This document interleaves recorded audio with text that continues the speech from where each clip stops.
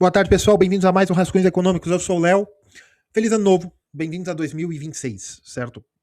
Neste canal nós tratamos da economia como ciência. Eu sou o Léo, sou economista.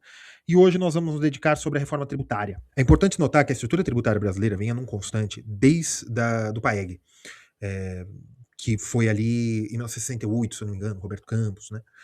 Que estabeleceu as bases tributárias que fez o Brasil durante o milagre econômico e até agora, praticamente. Até 2024, se eu não me engano, em que 2023, 2024, que você teve a mudança legislativa na Constituição que permitiu a criação de um novo modelo. É de fato a primeira reforma tributária desde o PAEG, né? Desde o Brasil como uma economia da forma que o Brasil tem a economia hoje, né? Antes, em 1960, a economia brasileira era completamente diferente. Bem, essas modificações se fizeram 2023 para 2024, 2024 para 2025, você fez apenas a regulamentação, uma série de medidas administrativas e medidas legislativas para como seria feito. Como a lei, como a Constituição modificada agora seria a aplicação. Em 2026, o governo já programou que as notas fiscais e uma série de classificações serão aplicadas para que a reforma já comece a valer em 2027, até a sua aplicação total, eu acho que no prazo de 10 anos. Eu aqui, o Léo, como analisando do ponto de vista da ciência econômica, qual é o impacto para a conjuntura econômica brasileira? Quais são os impactos da reforma tributária para o PIB e para a inflação? Bem, aqui, o que eu quero dizer, eu não quero falar se vocês vão pagar mais imposto ou menos imposto, porque vocês estão no Brasil, então, evidentemente, a tendência é a carga tributária sempre aumentar. Tá? Por que, Léo? Pelo histórico de como o Brasil trata o problema do estoque da dívida, como o governo brasileiro, como os planejadores de política pública brasileira, como a academia brasileira, como as pessoas que têm voz econômica no Brasil, financistas em sua maioria, tratam o problema distributivo brasileiro. Tá? Então, é uma tendência de que a tributação sempre aumente no tempo. Essa tendência foi estabelecida, inclusive, para a aplicação do Plano Real. Tá? Tem um vídeo sobre o Plano Real aqui no canal. Tem um vídeo também em que eu mostro os erros do Dr. Enéas quando ele estava discutindo com o Plano Real. Por que todo esse preâmbulo? Por que tudo isso? Porque, veja, pessoal, vocês normalmente, quando nós falamos de tributação, quando nós tratamos de ciência econômica, sobre um ativo, sobre monetária, sobre fiscal, vocês sempre se preocupam com o rico dinheirinho de vocês. Tá errado? Se você não for um cientista econômico, não tá tão errado. Às vezes a preocupação que você tem é reduzir a economia e finanças. Mas saiba que, mesmo se você não tiver uma empresa, mesmo se você não tiver ações na bolsa, em que você não se preocupe assim com a economia real, se você seja apenas um assalariado, ou que você seja um autônomo simples, no sentido de que, olha, eu só emito nota de serviço, então eu não me importo, o que tiver que pagar eu pago, mas você tem um dinheiro guardado, você tem um dinheiro em renda fixa, você tem um dinheiro em CDB, você tem um dinheiro. CDB, né? Renda fixa, né? Junto com o Tesouro Nacional. Você recebe dinheiro do estrangeiro, esse tipo de coisa. Você pode querer ter uma curiosidade, vamos dizer assim. Você deveria ter uma curiosidade de como as séries estatísticas do PIB, principalmente o anualizado, né, ou sazonalizado, dessazonalizado, nos últimos 12 meses, e como as séries estatísticas do PIB nominal e também o PIB real, principalmente nos primeiros anos, e o nível de preços podem ser afetados e provavelmente serão afetados pela reforma tributária. E aqui eu não digo nem para maior, nem para melhor, nem para pior. Aqui eu digo de um ponto de vista muito simples. A remoção do ICMS, que é uma coisa que a economia brasileira entende há 50, 60 anos, a modificação na cobrança do IPI, as modificações da forma da lógica da base de contribuição, a aplicação dos impostos seletivos, que é o imposto do pecado, as modificações que já ocorreram e vão começar a valer agora, de fato, do imposto de renda, ou seja, retirar uma grande tributação sobre a renda dos mais pobres e colocar aos mais ricos, teoricamente, né? Porque o imposto de renda foi criado para ser o imposto sobre grandes fortunas, tá, gente? Mas com o tempo ele virou um imposto normal, que todo mundo aceita, porque é palhaçada.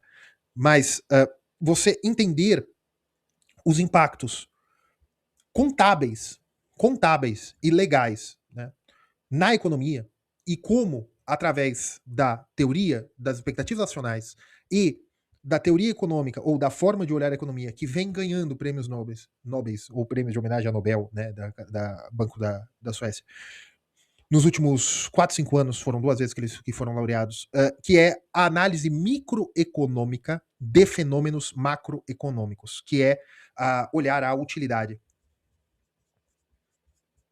A utilidade, a curva de oferta e demanda em itens maiores, em coisas maiores. Quem está aqui nesse canal há muito tempo já sabe que a minha sanha de utilizar ferramental microeconômico e teoria do valor marginal em fenômenos macroeconômicos me deram muito hate, vamos dizer assim, e me chamam de liberal, de austríaco, né? Mas eu estou aplicando teoria econômica.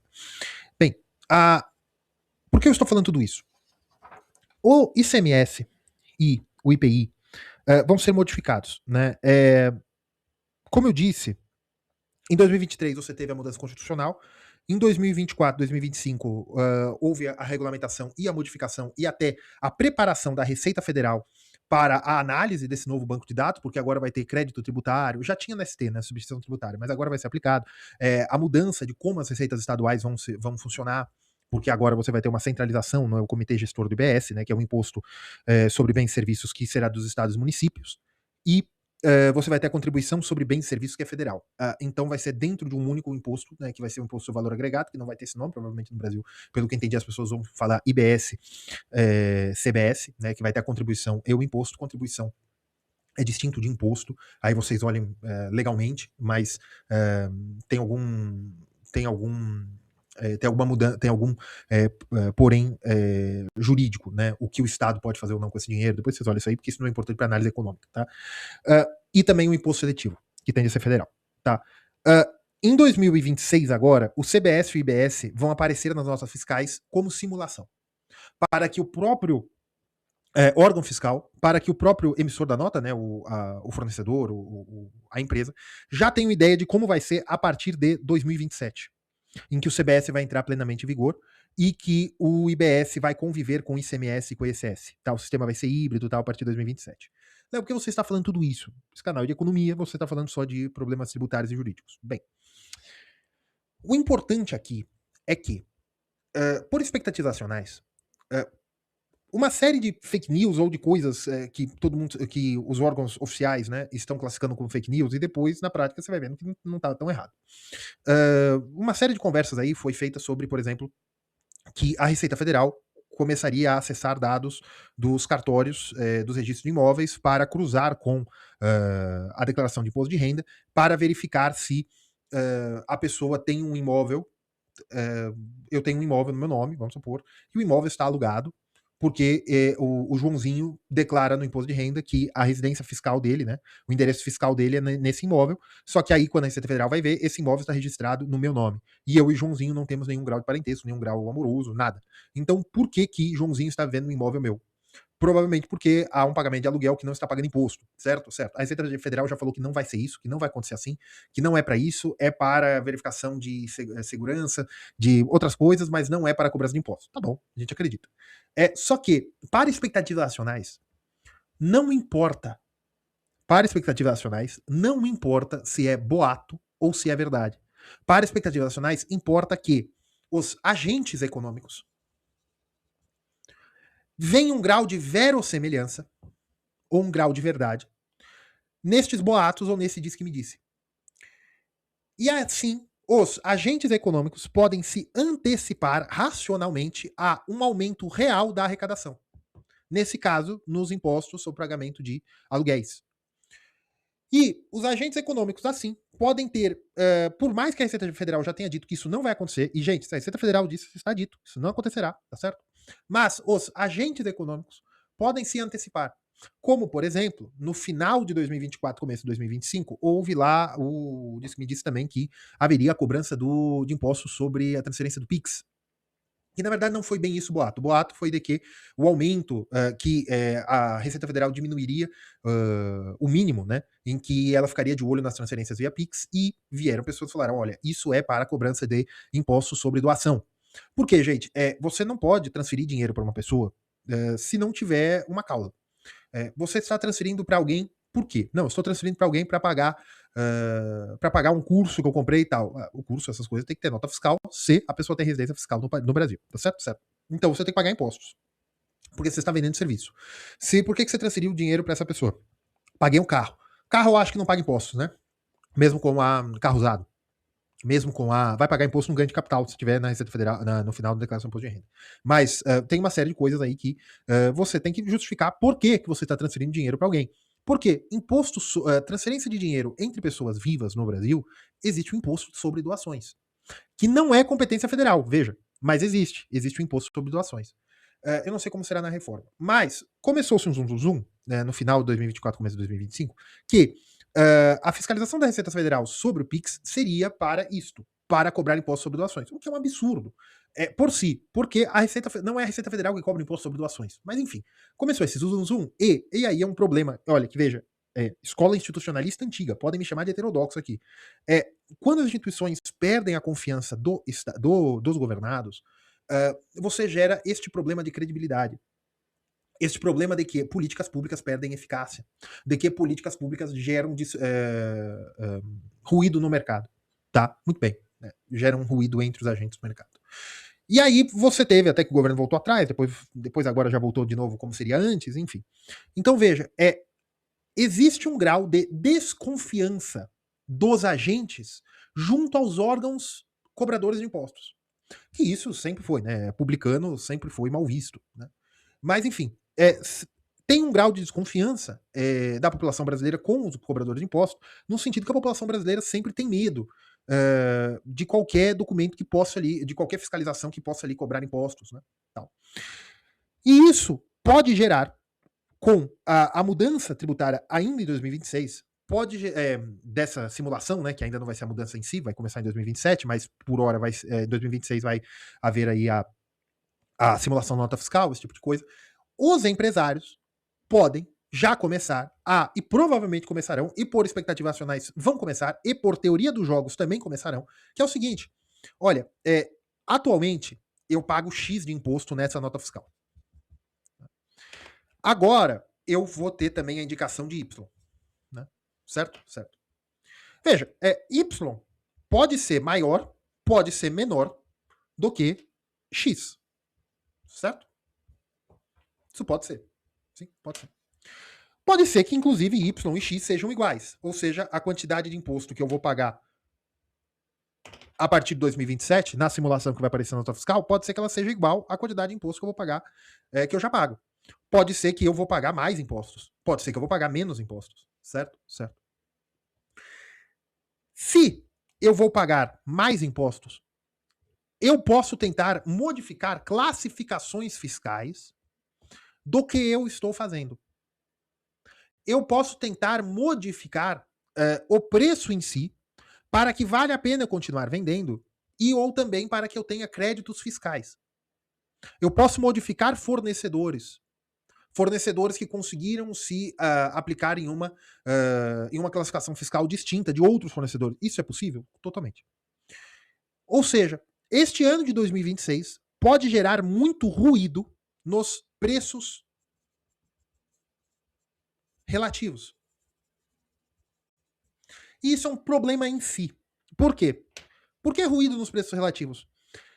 As pessoas podem identificar o seguinte, que refrigerante, por exemplo, açucarado, ele vai ter uma carga de impostos mais alta do que refrigerante sem açúcar.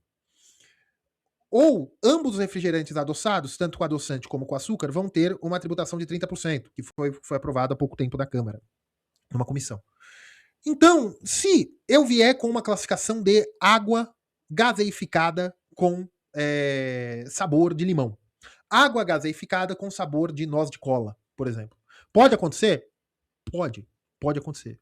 O wafer, o bombom virou wafer, o sorvete virou sobremesa gelada. Isso realmente acontece.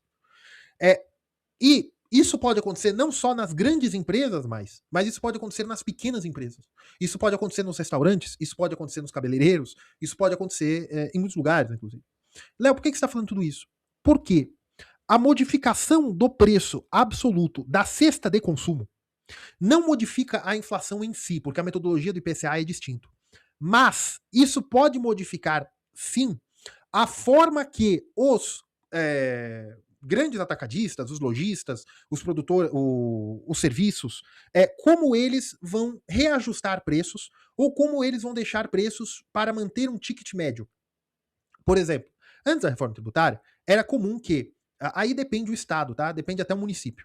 Mas vamos supor que um estado ou município em que você tinha um município em um estado que você tinha um determinado arranjo. A venda de mercadorias tinha um imposto de 10%. A venda sobre, por exemplo, você teve um problema no seu carro, a janela do seu carro, o vidro do seu carro quebrou e você vai trocar. Naquele município, o ICMS sobre o custo da mercadoria do vidro, ali o imposto estava 10%. Só que o imposto sobre serviços, que é a troca do vidro, que é a instalação do vidro do seu carro, estava 4, 5%. O que eles faziam? Eles colocavam o seguinte, que o preço da peça era R$50.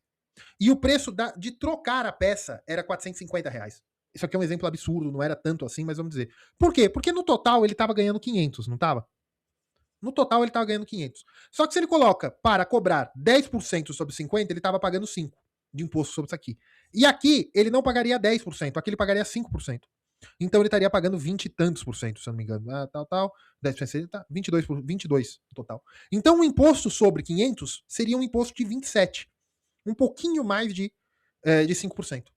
Se ele tivesse colocado tudo como venda da mercadoria, se ele tivesse colocado ao contrário, se ele tivesse colocado que a mercadoria, o vidro, era 450 e a instalação era 50, ele pagaria 45 mais 2,5. Seria R$47 de imposto contra os R$27 de imposto. Vocês entenderam?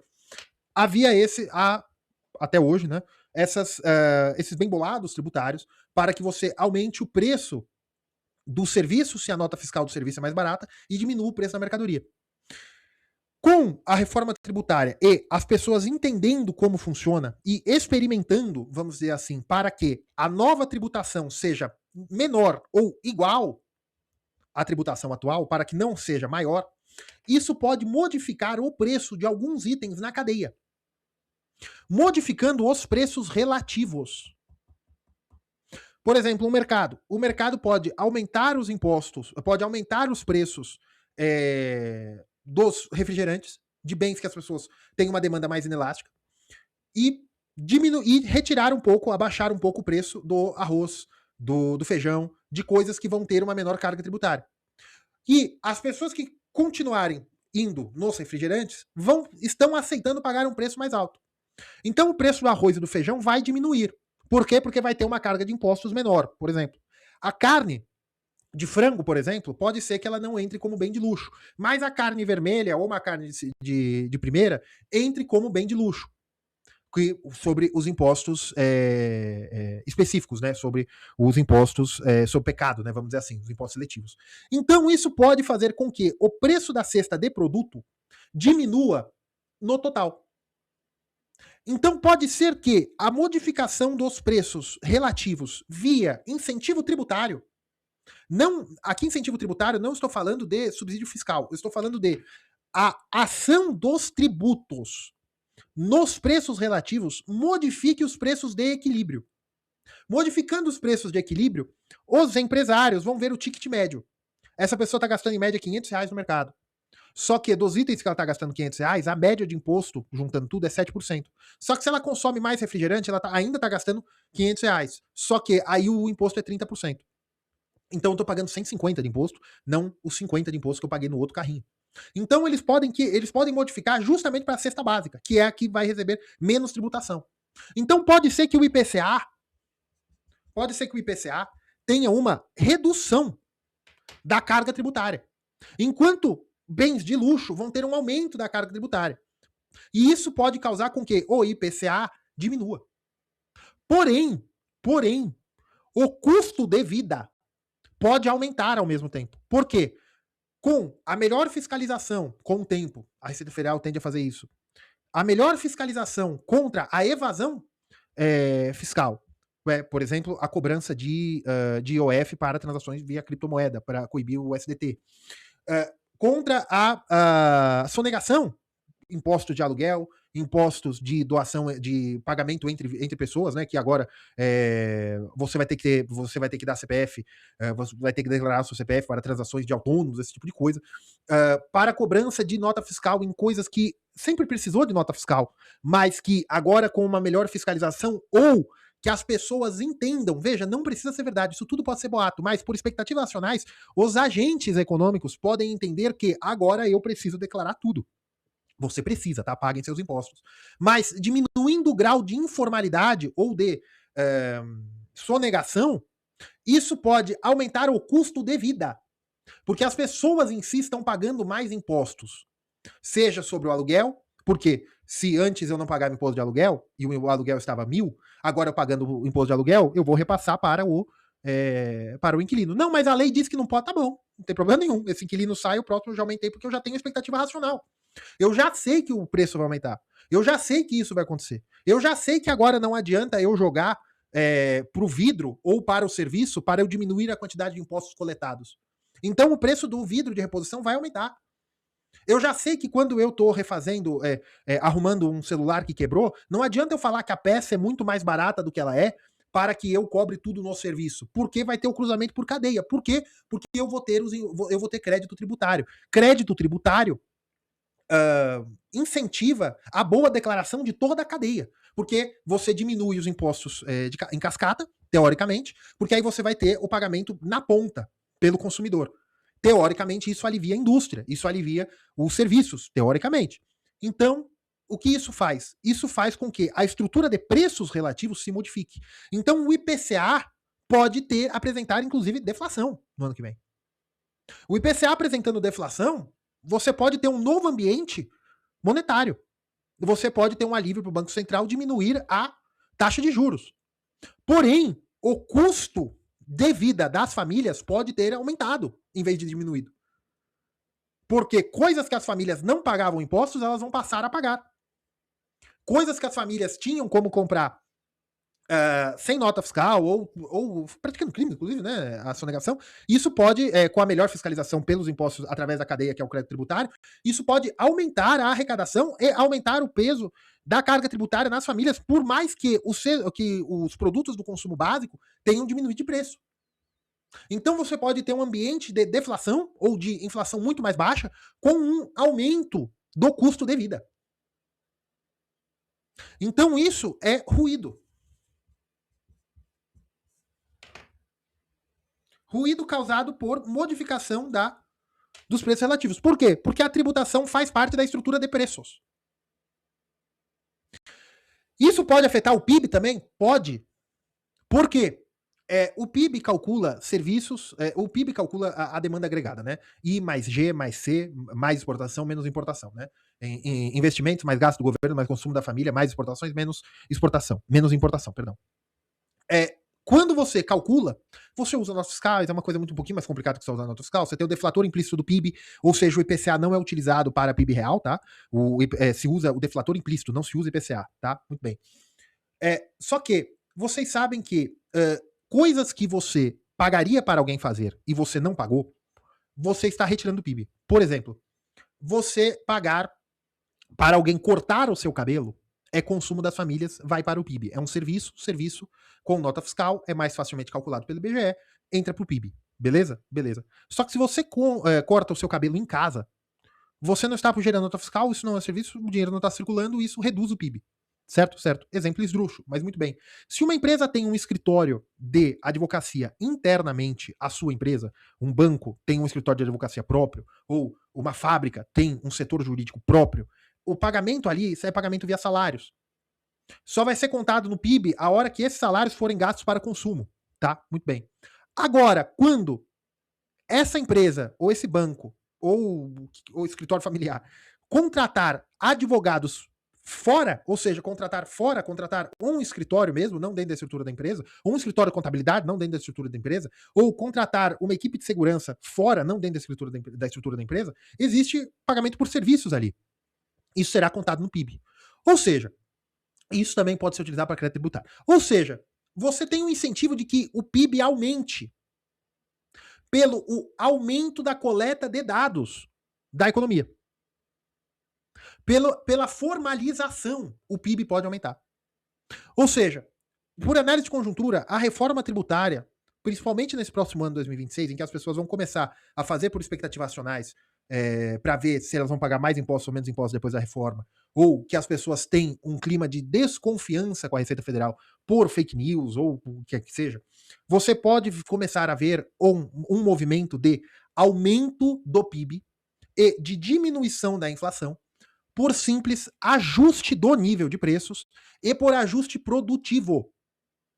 Por ajuste produtivo, as empresas podem começar a contratar terceirizadas, as pessoas vão começar a demandar nota fiscal, ou autônomos ou pessoas na informalidade vão começar a se formalizar mais para a emissão nota fiscal, justamente para justificar recebimento de dinheiro, coisa que a Receita Federal falou que é fake news, mas mais uma vez, Receita, não importa se é verdade ou se é mentira, importa o que as pessoas acreditam. Se as pessoas acreditam que vai ser necessário todo mundo emitir nota fiscal porque elas estão com medo, elas emitirão.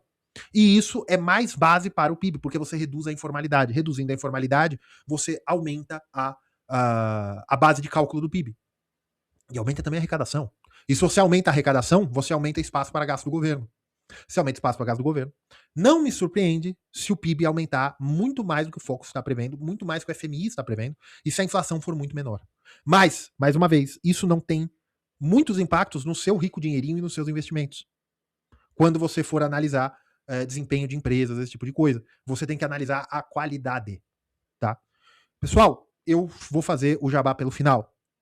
Eu tenho um curso na Hotmart, curso de economia para finanças, em que eu trato desses assuntos, tá certo? Eu trato da utilização de economia, da teoria econômica, da análise, da teoria do valor, da microeconomia, da macroeconomia, do ciclo produtivo, para a utilização, para você entender quais são as sinalizações para você utilizar em modelos financeiros. Não é um curso de finanças, mas é um curso de economia para finanças, certo? O link está aí na descrição. Nós estamos com uma promoção de Natal de 20% de desconto usando esse cupom Natal 20 rascunhos. Você ganha aí 20% de desconto, tá certo? A promoção vai até dia 3 de janeiro de 2026, certo? Um abraço, pessoal. Fique com Deus.